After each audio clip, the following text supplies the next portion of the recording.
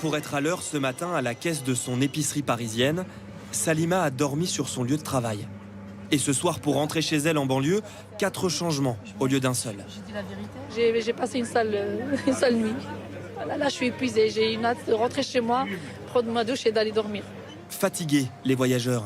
Pas à cause du monde, les rames sont pleines mais rien d'inhabituel.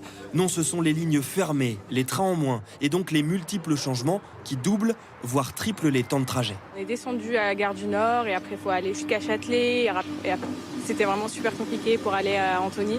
Iman va d'ailleurs finir son périple en taxi pour plus de 40 €. Plus tôt dans la journée, ce voyageur commence à nous raconter son trajet. Ce matin, j'ai pas trop galéré. J'ai pris la ligne B. C'est allé assez simplement. Quand un Américain en colère nous interpelle. Ça a été un peu plus compliqué. C'est une blague, typiquement français. On se moque des gens. La grève à Paris, ce n'était pas dans ses plans. Les temps de parcours sont normaux, c'est 10 minutes pour relier Antibes à Nice. Beaucoup plus détendus, les automobilistes d'Antibes sur la route du retour. Les gens ont pris leur disposition, télétravail, ils sont restés chez eux, ils ont pris un jour de congé. Donc en fait, pour vous, la route, c'est mieux quand il y a la grève? Ça roule mieux. Sur la route, beaucoup plus de covoiturage qu'hier. C'est ce que nous confirme l'un des leaders du secteur. Hier, plus 65% de recherche de passagers et concrétisation aujourd'hui, plus 20% de trajets réalisés. Prendre la voiture, c'était sûrement la bonne option à Lyon ce matin. Le tram était saturé car le métro voisin est tombé en panne. Problème informatique. Cela fait plus de 2 heures que cette habitante collectionne les problèmes. Grève, neige, panne de matériel de train, panne informatique de métro. De toute façon, ça sert à rien de s'énerver, mais quand même, ça pèse. Dans la gare, en revanche, c'était beaucoup plus calme. Vos trains, vos bus et vos métros devraient circuler à nouveau normalement dès demain matin. Comment les salariés et les entreprises se sont-ils organisés aujourd'hui? Par rapport aux précédentes grèves, celle de 2010 par exemple, le télétravail a changé la donne, mais ne résout pas tous les problèmes logistiques. 3 exemples en région parisienne et à Nantes, avec Léa Deschâteaux, Pauline Dumortier et Jean-Yves May.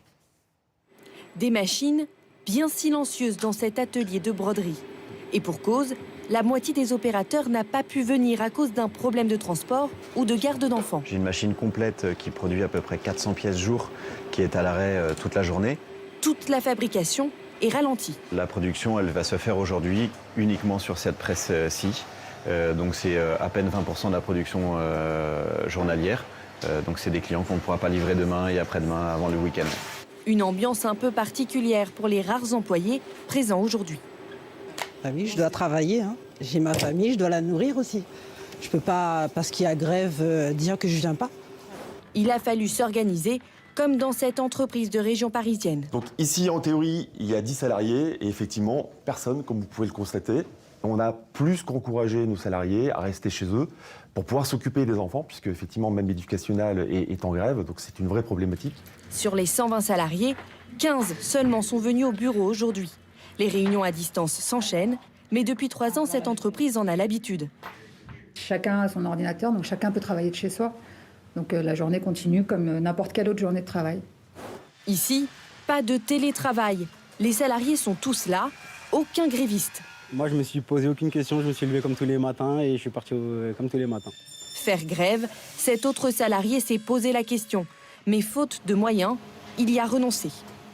On aimerait bien y aller, mais si on ne travaille pas, on perd des journées, mais il faut se battre. Bon, du coup, là, si ça continue, on va y aller, on verra bien comment ça va se passer. Si l'activité est aujourd'hui normale, ce sont les prochaines semaines qui préoccupent cette gérante.